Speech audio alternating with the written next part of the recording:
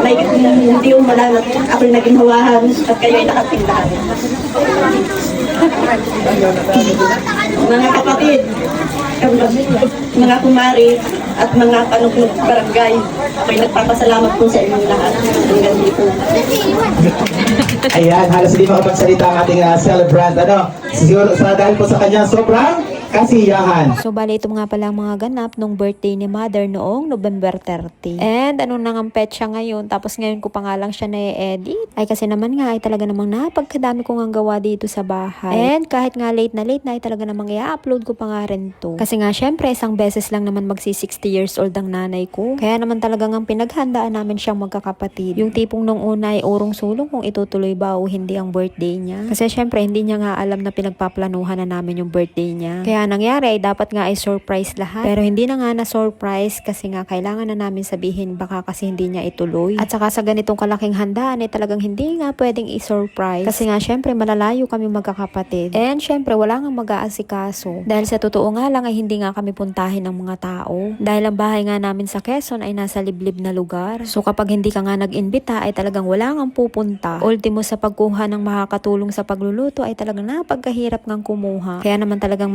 maraming salamat sa mga tumulong. Hindi ko na kayo maisa-isa, basta maraming salamat sa inyong lahat. So ayan, November 29 pa nga lang ng araw ay nagkatay na nga ng baboy. And talaga naman napagkalaki nga ng baboy kaya naman inabot na nga sila ng gabi ng pagtatadtad. And talaga namang madalang pa nga sa patak ng ulan kami maghanda ng ganito kalaki. Kaya naman talagang asmi na talagang nakabantay nga sa kanila ay alam na alam ko talaga yung pagod nila sa pagluluto. Ayong bumrun out, ayong umulan. Tapos kung mapapansin nyo nga ay tatlong sunod-sunod nga nakawali ang nakasalang dyan. Asmi na minsan ay nagsusulong ng panggatong ay talaga namang napagkainit ng hulab. Minsan piling ko nga ay ako na yung niluluto. Tapos napagkausok pa kaya naman talagang luha kaya nga ng luha. Tapos napagkasakit pa sa mata. Si father nga isa din sa punong abala sa pagluluto. Tapos mga 11 na nga yun ng gabi nang bigla siyang magreklamo na nanghihina na nga daw siya. So kami nga ni mother ay talaga namang alalang-alala na nga. Ayan sabi na nga lamang namin sa kanya ay magpahinga ka na at matulog. Buti na nga lang si father at talagang hindi naman pasaway. Kaya ayun talagang itinulog na nga lang niya. Tapos si Mundo na kapatid ko na isa rin sa punong abala. Darang sa kakasulong ng apoy, tapos mauulanan, tapos mamaya ay biglang pagpapawisan. Kaya talaga nakakapagod maghanda ng ganito kalaki. Kaya ako'y talaga'y nagpapasalamat ng buong puso sa mga tumulong. Kasi talagang mahirap din talaga ang mga gawain ganito. Lalo na't mga nagkakaedad na. Buti sana nung mga bata-bata pa talagang malalakas pa ang katawan. So ayan kung makikita nyo nga, ayan na nga yung mga dumalo sa birthday ni mother. Kung mapapansin mo nga ay kumpleto nga silang magkakapatid. Nandyan ang aming mga kamag-anak, andyan na ang kanilang mga kumaret kumpare, at kahit ang kanilang mga inaanak sa kasal. Kaya naman talagang maluha-luha nga si mother sa kasiyahan. And pagkatapos nga ni mother kantahan ng happy birthday, mag-wish at i-blow ang candle ng cake, ay meron ngang pasorpresa ang aming panganay na kapatid. Dahil syempre, hindi nga siya nakarating dahil sa tawag ng tungkulin. Dahil kung hindi nyo nga naitatanong, ang panganay naming kapatid ay kawal ng bayan. Kaya naman talagang nagbigay na nga lang siya ng sorpresa kay mother. And ito naman yung mga nagbigay ng wine kay mother. Bye!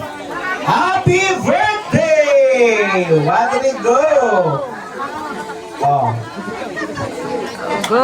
Yeah! Po natin. Maraming salamat po. At marami pa nga diyang kaganapan na talaga namang hindi ko na nga nakunan. And ito na nga yung bandang pahuli na kung saan ay magbibigay nga ng message yung mga anak. Buti na nga lang at meron pa rin pa surprise message ang aming panganay na kapatid. Kaya naman ito na nga lang ang binasa ng aming bunsong kapatid. Na kung makikita niyo naman ay hindi pa nga nag-uumpisang basahin ay talagang maluha-luha na. Kaya ayaw ko talaga ng mga ganitong pa-message kasi mababaw din talaga ang luha ko. And talaga namang nakakadurog nga ng puso ang pa-message nitong panganay naming kapatid. And talaga ngayon lang yan nangyari ha. Kasi sa totoo lang, wala namang showy sa aming magkakapatid. Well anyway, lahat naman siguro ng batang 90s. Kasi nga hindi naman tayo sanay, hindi nga kagaya ng mga kabataan ngayon. Na talagang naipapakita nga nila ang pagmamahal nila sa kanilang magulang. Sa pamamagitan ng mga halik at yakap. Tapos dati, wala talagang ganun. Well anyway, ito lang naman ang message ko kay mother. Mother, happy 60th birthday. Wala naman akong ibang hinihiling sa Diyos. Kundi bigyan pa kayo ni father ng madaming kaarawan. Malakas na pangangatawan at malayo sa karamdaman. Hindi man kami showy na anak pero mahal na mahal namin kayong magkakapatid. Hindi man maganda ang katayuan natin sa buhay ay pipilitin namin magkakapatid na iparanas sa inyo ang hindi nyo pa nararanasan. Kaya sana talagang bigyan pa kayo ni Lord ng mahabang buhay. So ayun lang naman at muli happy 60th birthday mother. Again, maraming salamat po sa mga dumalo sa mahalagang araw sa buhay ng mother namin. So hanggang dito na lang po muna. Maraming salamat. Bye!